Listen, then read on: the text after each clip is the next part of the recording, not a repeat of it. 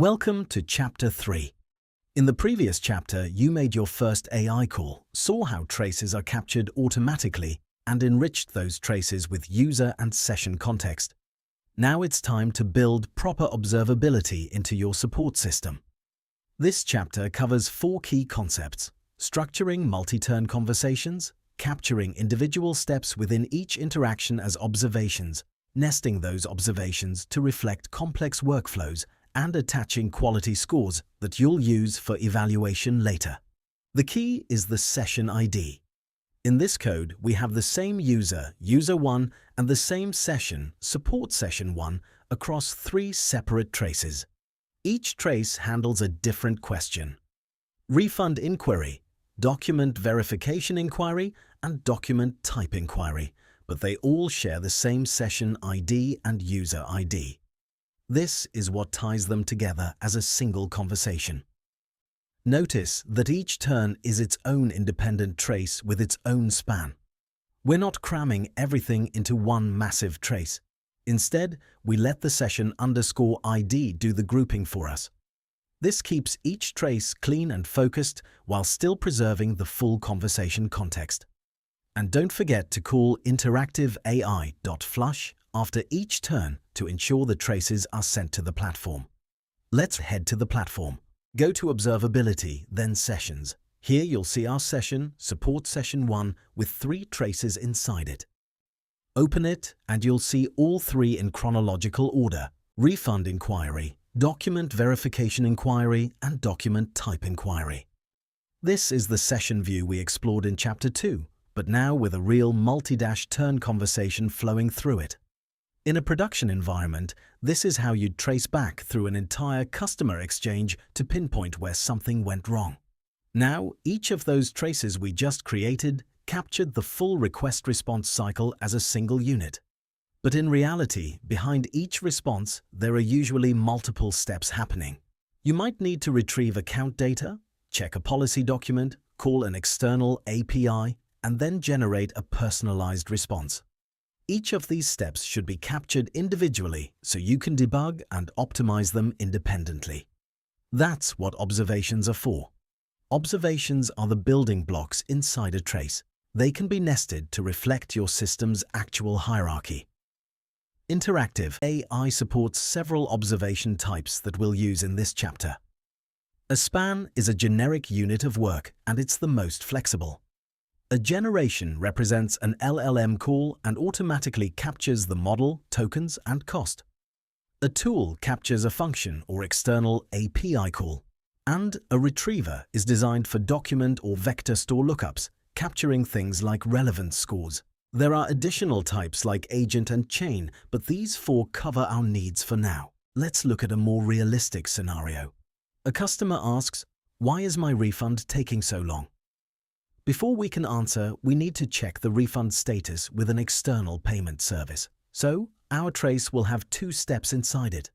First, a tool observation that calls the payment API to get the refund status, and then a generation observation where we pass that status as context to the LLM, so it can generate an informed, personalized response. Note that in this example, we're simulating the payment service call with hard-coded data. We don't have an actual payment API configured. In a real system, this is where you'd call your external service, and the observation would capture the actual request and response. Now in the platform, open this trace and you'll see something new: a hierarchical view.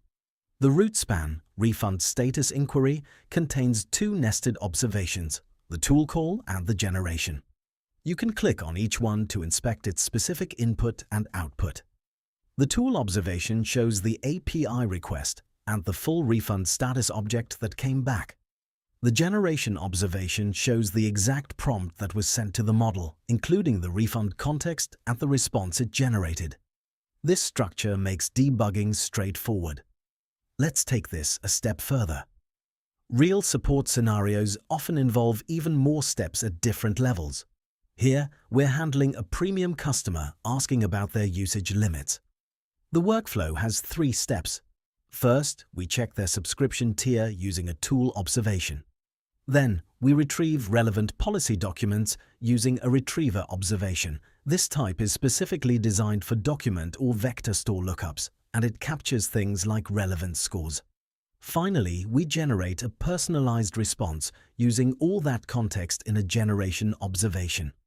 The key difference from the previous example is that we now have 3 distinct observation types nested inside the root span, each capturing a fundamentally different kind of operation. In the platform, this trace now shows a richer hierarchy. The root span contains the tool, retriever, and generation observations. Click on each one to see its details. The tool observation shows the subscription data retrieved. The retriever observation shows which policy documents were found and their relevant scores. The generation observation shows the full context that was assembled from the previous steps and sent to the model. This granular visibility is what makes debugging AI systems possible at scale. The last piece of observability we'll cover in this chapter is scores. Scores let you attach quality measurements directly to your traces.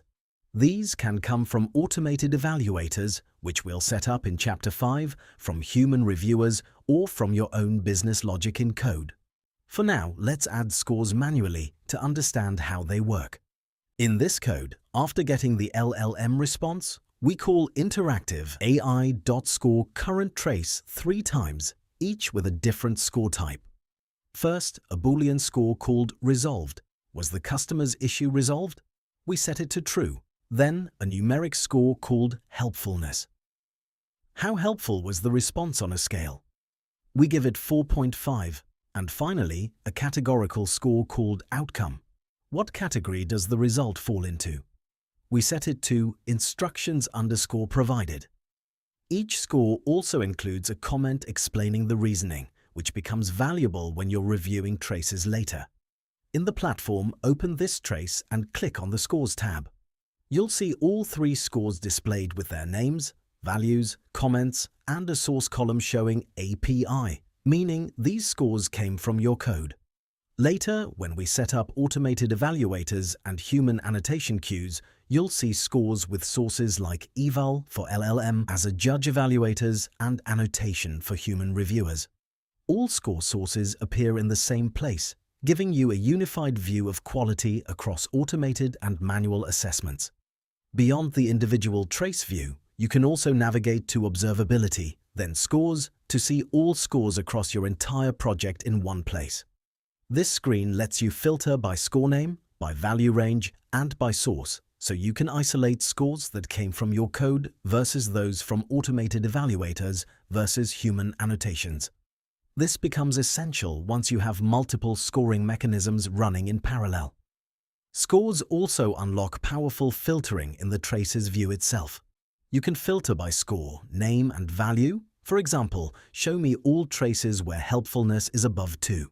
This is how you surface problematic interactions at scale without manually reviewing every trace.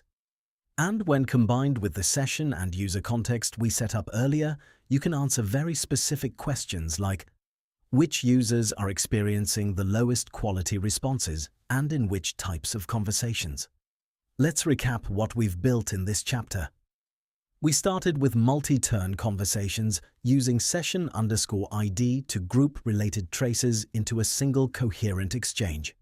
We then broke individual traces down into observations, the building blocks that capture each step of your pipeline independently. We nested those observations to reflect complex multi-step workflows involving API calls, document retrieval, and LLM generation. And finally, we attached quality scores to traces, creating the foundation for the systematic evaluation we'll build in Chapter 5. In the next chapter, we'll tackle prompt management, moving your prompts out of code and into the platform where you can version, test, and deploy them without touching your codebase.